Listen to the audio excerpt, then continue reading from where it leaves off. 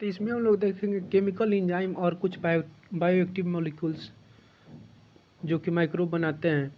आइए देखते हैं। बोल रहा है कि microbe are also used for commercial and industrial production of certain chemical like organic acid, alcohol and enzyme.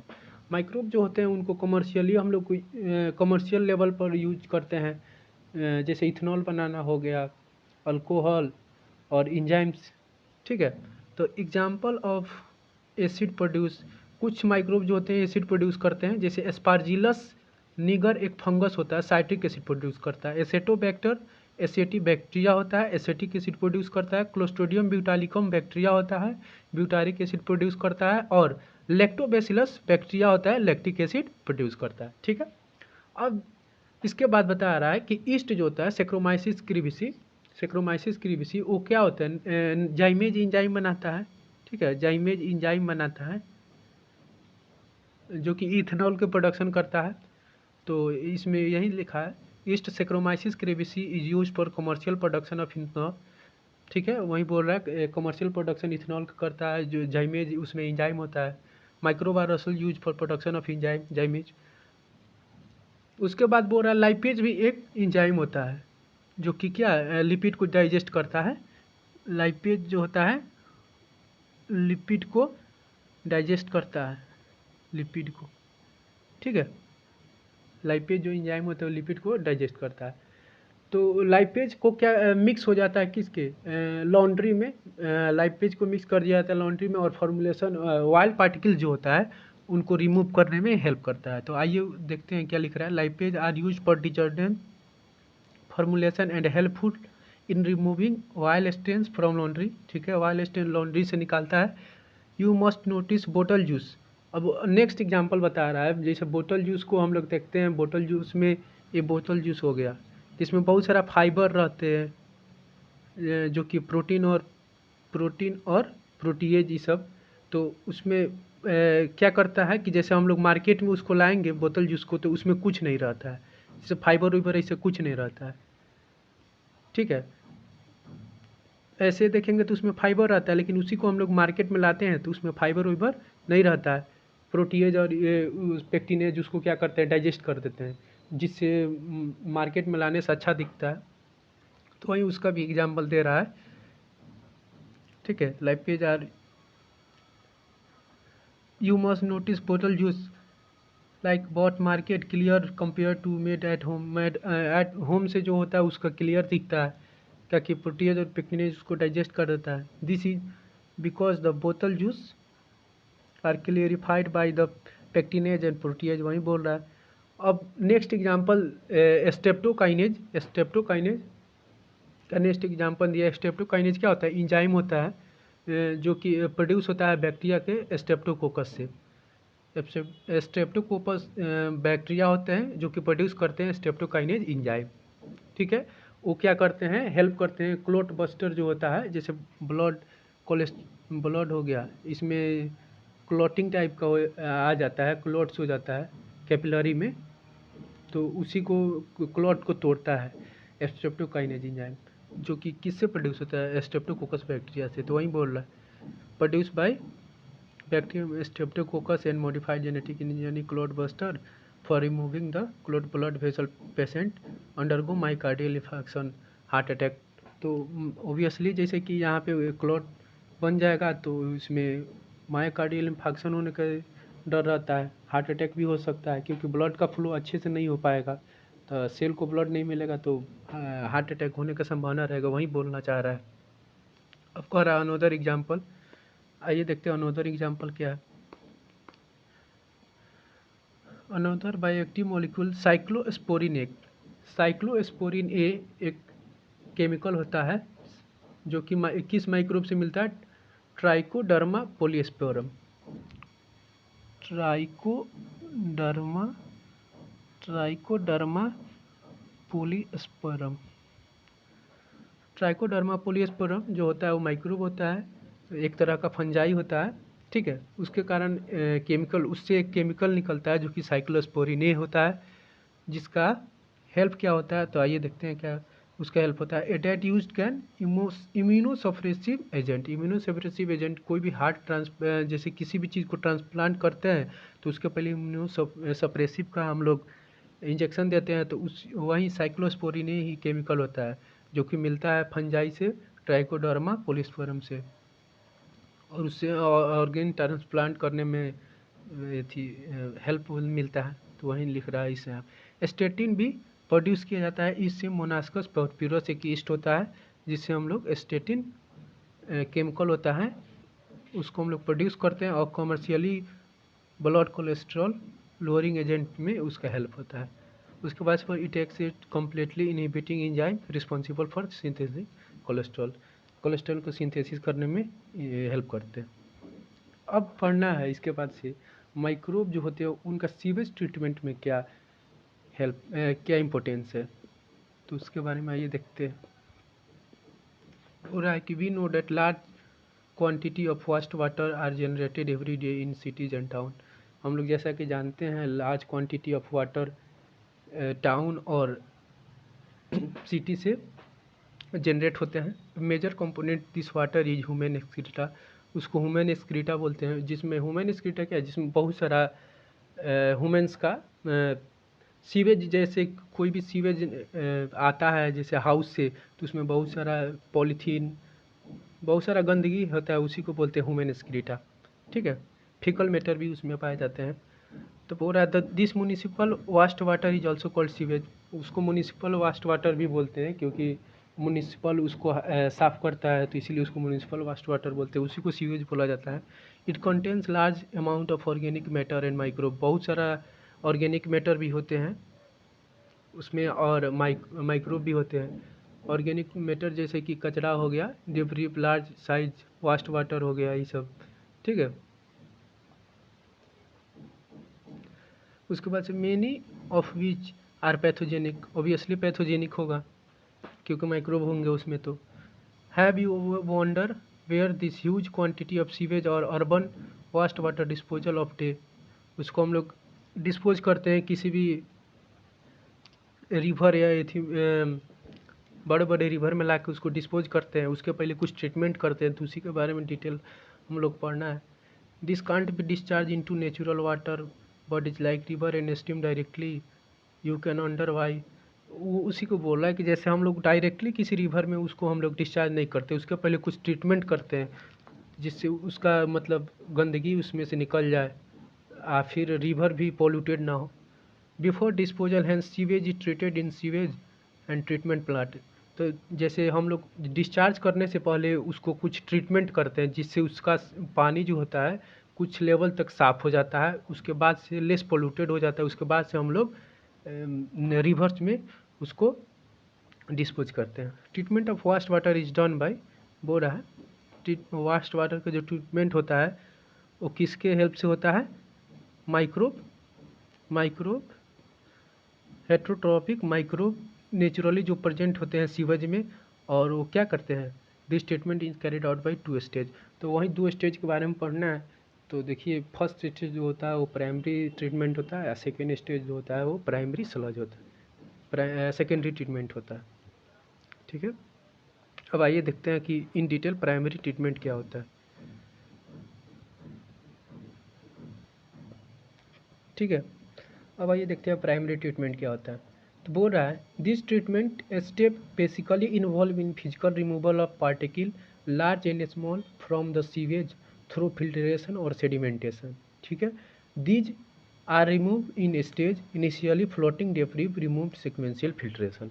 बोल रहा है कि जैसे कि हम लोग रिवर से पहले उसको एसटीपी करते हैं, ट्रीटमेंट करते हैं, तो यहाँ से जैसे कि हम लोग का आया,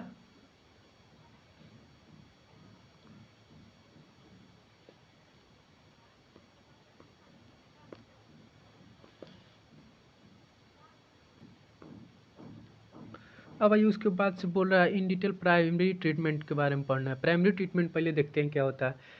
जैसे कि कोई भी हम लोग सीवेज लाते हैं प्योर करने के लिए, लेस पोल्यूटेड करने के लिए, तो फर्स्ट उसमें प्राइमरी ट्रीटमेंट में क्या होता है, प्राइमरी ट्रीटमेंट में होता है जैसे पहले उसको फिल्ट्रेशन करते हैं, फिर उसके बाद से उसको सेडिमेंटेशन करते हैं जिसमें बड़ा पोल्यूटेड चीज़ निकल जाए, ठीक है। उसके बाद हम लोग उसको ले जाते हैं सेकेंडरी टैंक में सेकेंडरी ट्रीटमेंट करने के लिए। तो वहीं बोल रहा है कि this treatment step basically involve in physical removal of particle. उसमें फिजिकल रिमूवल होते हैं, फिजिकल टाइप के पॉलीथीन ये सब चीज़ उसमें निकलते हैं, सॉइल और पेबल्स जो भी होते हैं, large and small, from the sewage through filtration और सेडिमेंटेशन। पहले फिल्टरेशन करते हैं, फिर उसके बाद से सेडिमेंटेशन करते हैं। These are removed in stage. उसका एक स्टेज होता है कि फर्स्ट स्टेज में इनको, सेकेंड स्टेज में इनको। Initially floating debris is remove by sequential filtration. Obviously sequential में होते हैं, पहले फिल्ट्रेशन फिर sedimentation. Then the grit and soil small pebbles, soil होते हैं और small pebbles remove by sedimentation, ठीक है। सेडिमेंटेशन से सॉइल और स्मॉल पेबल जो होते हैं रिमूव हो जाते हैं। All solid date can settle from primary sludge. उसके बाद से जितने भी सॉलिड होते हैं वो प्राइमरी स्लज में क्या हो जाते हैं, नीचे बैठ जाते हैं, ठीक है। प्राइमरी स्लज उनको बोलते हैं, यहाँ पे जैसे बैठ जाएंगे तो उनको प्राइमरी स्लज बोल देंगे। तो वही बोल रहा है एंड सुपरनेंट फॉर्म द इफ्लुएंट्स। तो उसके बाद से जो भी सॉलिड होते हैं वो बैठ जाते हैं। अब बचा हुआ चीज़ जो होता है उनको सेकेंडरी ट्रीटमेंट के लिए हम लोग लेके जाते हैं, तो उन्हीं को बोलते हैं इफ्लुएंट, ठीक है। जो वाटर उसके बाद से जो वाटर लेस पोल्यूटेड, थोड़ा सा लेस पोल्यूटेड वाटर हुआ उसको सेकेंडरी ट्रीटमेंट करेंगे तो उस वाटर को हम लोग बोलते हैं इफ्लुएंट। तो आइए देखते हैं कि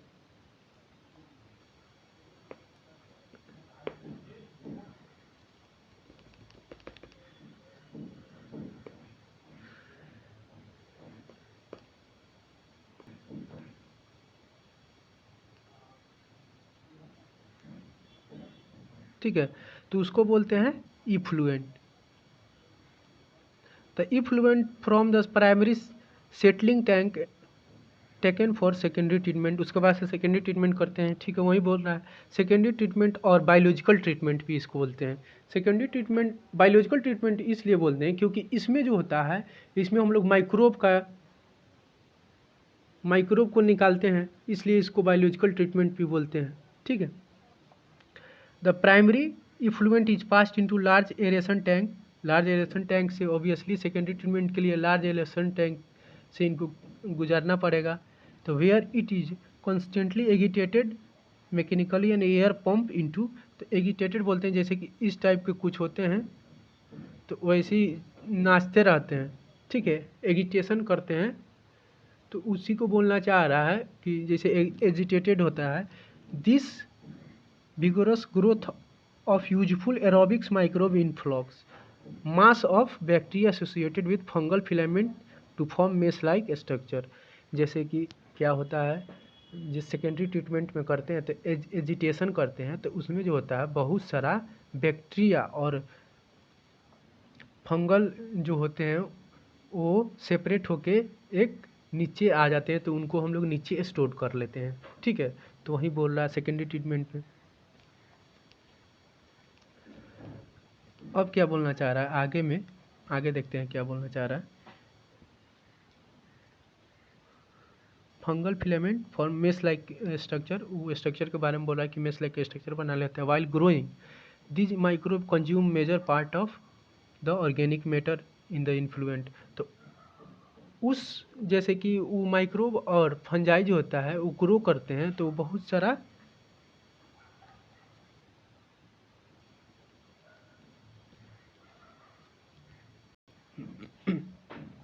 बोल रहा है कि जैसे सेकेंडरी ट्रीटमेंट होता है तो सेकेंडरी ट्रीटमेंट में एक्चुअली इस ट्रीटमेंट में हम लोग माइक्रोब को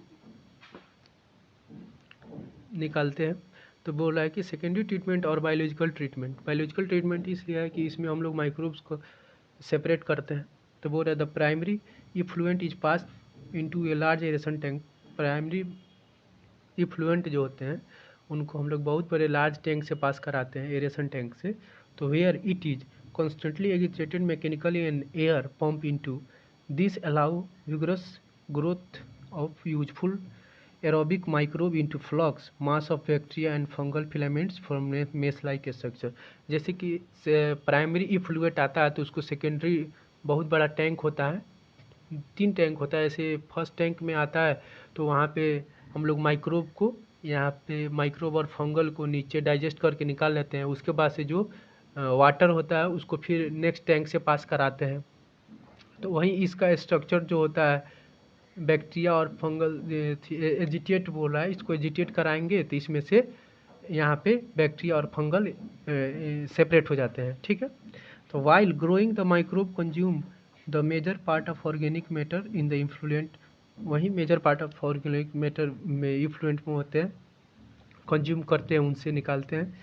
ठीक है। This significantly reduce the BOD, biological oxygen demand. तो उसके बाद से फंगल और बैक्टीरिया जो होंगे वो डाइजेस्ट करने के लिए ऑक्सीजन लेंगे, क्योंकि जब चीज़ ऑर्गेनिक चीज़ का डाइजेशन होगा तो उसमें ऑक्सीजन का ज़रूरी होगा। बैक्टीरिया डाइजेस्ट करने के लिए ऑक्सीजन लेगा तो इफ्लुएंट को। तो बीओडी जो है, बीओडी उसमें amount of oxygen would be consume an organic matter in 1 litre. तो इसमें बीओडी का डिफिनीशन बताना चाह रहा है कि 1 लीटर वाटर में जितना ऑक्सीजन ऑक्सीडाइज करने के लिए जितना ऑक्सीजन का डिमांड होगा वही होता है बीओडी।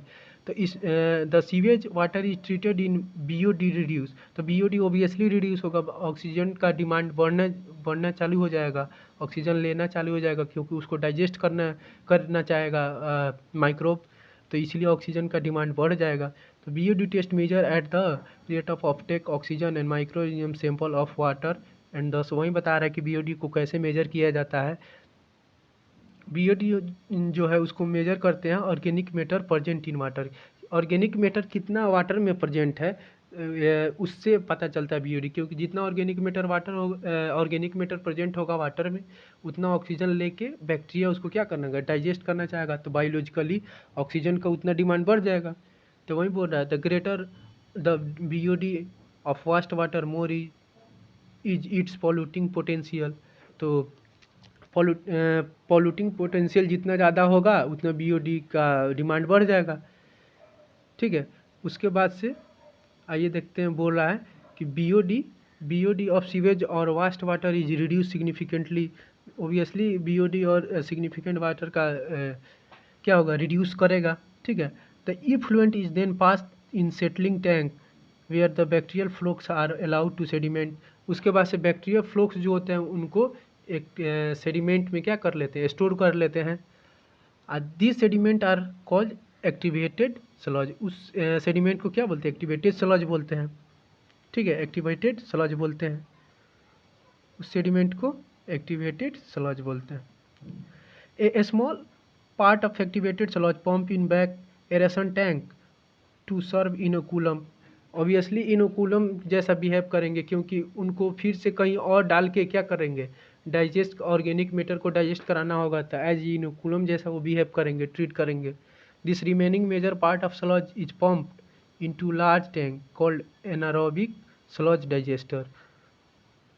उसके बाद से बोल रहा है कि रिमेनिंग मेजर पार्ट जो होता है स्लज का उसको जैसे लार्ज टैंक पे पंप करके एनारोबिक स्लज डाइजेस्टर के यूज में उसका यूज किया जाता है। Other kind of bacteria which anaerobically digest the bacteria and fungi in the sludge during the digestion of bacteria produce a mixture of gas and methane, hydrogen sulphide and carbon dioxide. This gas is biogas and can be source of energy and inflammable.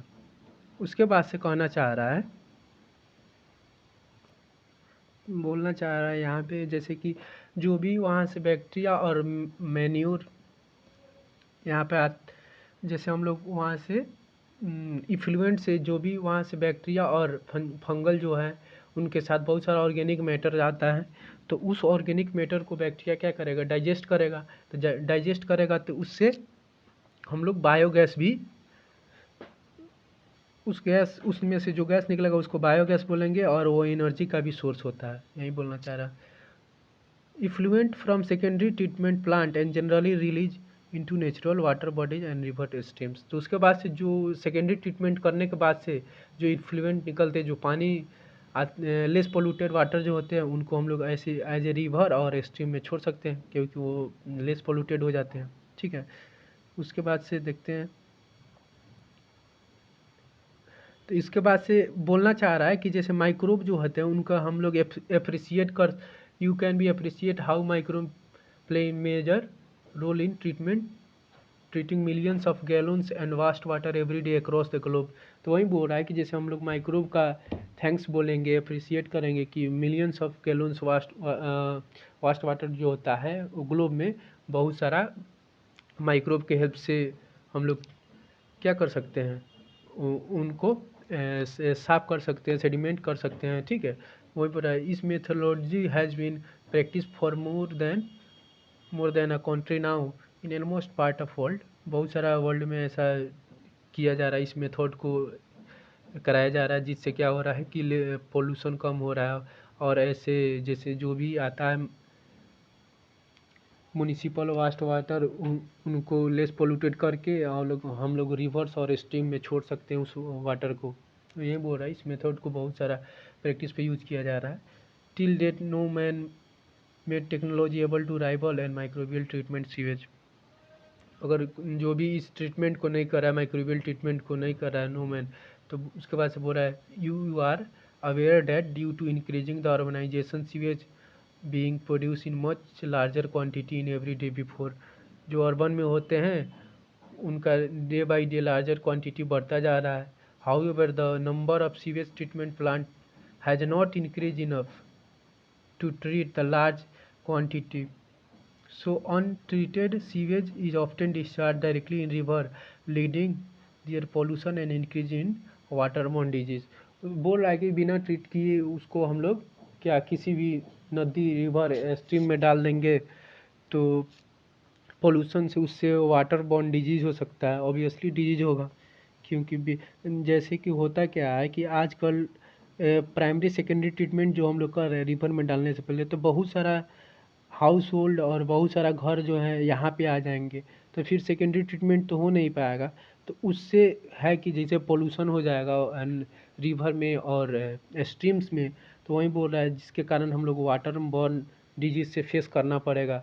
तो उसी के लिए 2 plan लाया था ministry जो है, उसके लिए जागरूक करने के लिए 2 प्लान लाया, गंगा एक्शन प्लान और यमुना एक्शन प्लान, जो कि क्या करे, सेव करे मेजर रिवर्स। और हमारे देश में जैसे बहुत सारे नदी है वो पोल्यूटेड हो जाते हैं, उसको अनपोल्यूटेड करने के लिए दोनों प्लान लाया गया।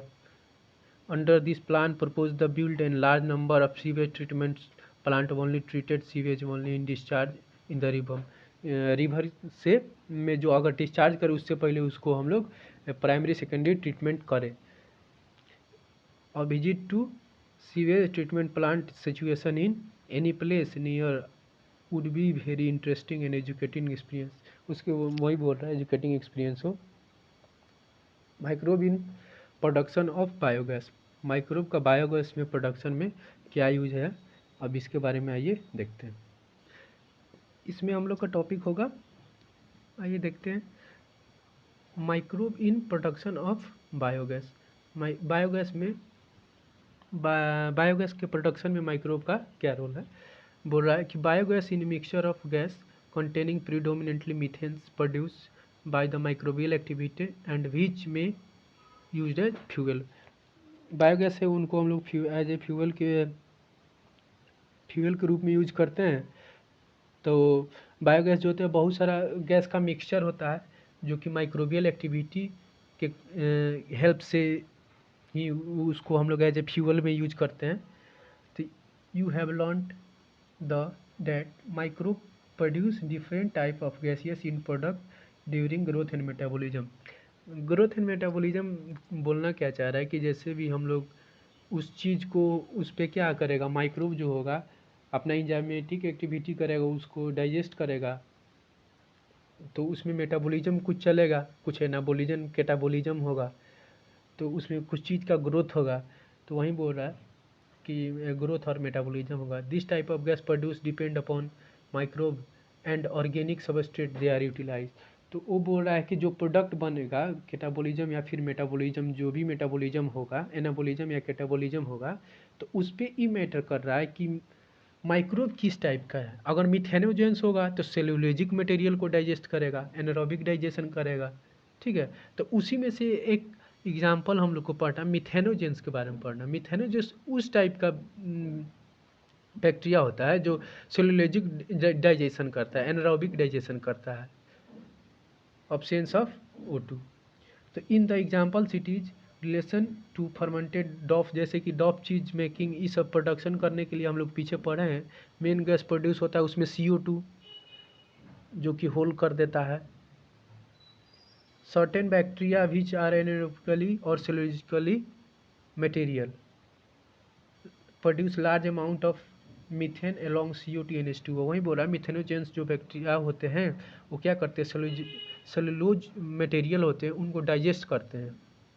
लार्ज अमाउंट ऑफ CO2 और NH2 गैस प्रोड्यूस होते हैं, इसलिए उन बैक्टीरिया को हम लोग मिथेनोजेंस बोलते हैं। ठीक है, this one common bacteria are methanobacterium. ठीक है, this bacteria commonly found in anaerobic sludge during the sewage treatment. वहाँ से जो सीवेज ट्रीटमेंट में से हम लोग जो बैक्टीरिया को वहाँ भी पाए जाते हैं बैक्टीरिया।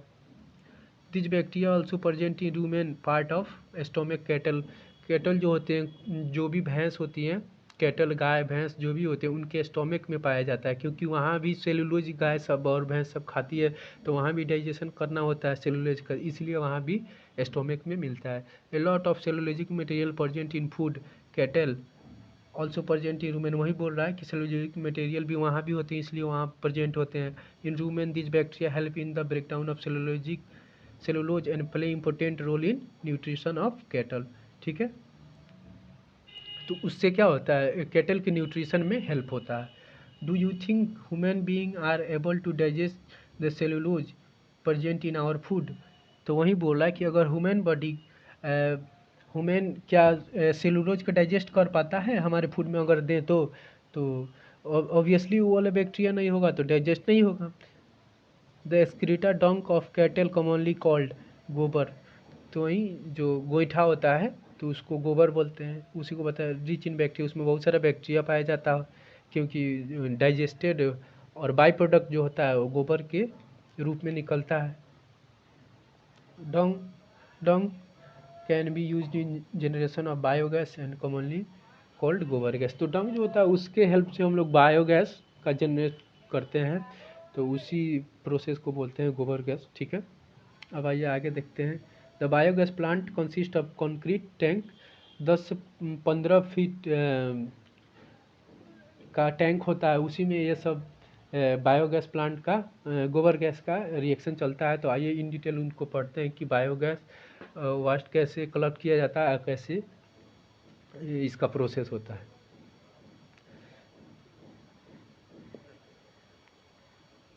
यहाँ पे देखिए क्या होता है।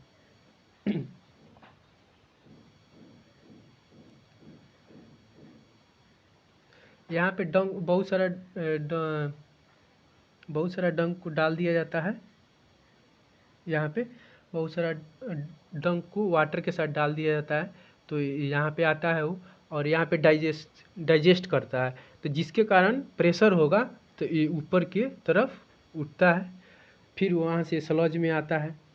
तो आइए देखते हैं क्या बोल रहा है। Placed over the slurry and which keep in rising of gas produce in tank due to the microbial activity. जब माइक्रोबियल का एक्टिविटी होता है तो ये ऊपर की तरफ उठता है, CH4 और CO2, इसमें से गैस निकलेगा, ऑब्वियसली रिएक्शन चलेगा तो इसमें से गैस निकलेगा तो ऊपर उठेगा। तो वहीं बोल रहा है the biogas plant has outlet which is connected to pipe slurry and biogas nearby house. उसके बाद से इसको क्या करते हैं, एक पाइप लगा के, और यहाँ से गैस मेरा बाहर निकलता है।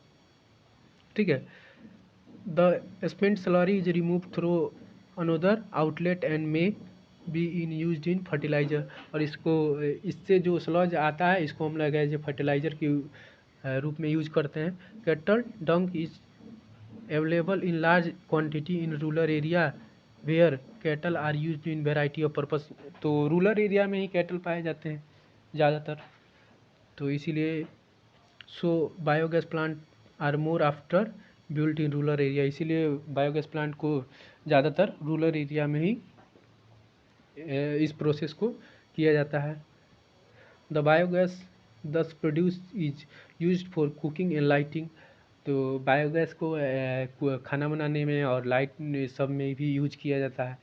The picture of biogas plant is shown in figure. तो बोल रहा है कि इसमें हम लोग देख रहे हैं फिगर को। ठीक है, the technology of biogas production was develop in India mainly due to effort Indian agriculture research institute ARI and ARI and Khadi village industry commission KVIC। तो बोल रहा है ARRI और KVIC जो थे इस टेक्नोलॉजी को इसी ने इंडियन रिसर्च जो थे वो मिल के विलेजर्स के साथ इस टेक्नोलॉजी को किया। If you school is situated in village near a school would be interesting this inquire that are biogas plant nearly these biogas are learnt more about from the people and actually managing it। तो वही बोल रहा है कि इसको ऐसे गांव में जगह में यूज किया जाता है और मैनेज किया जाता है।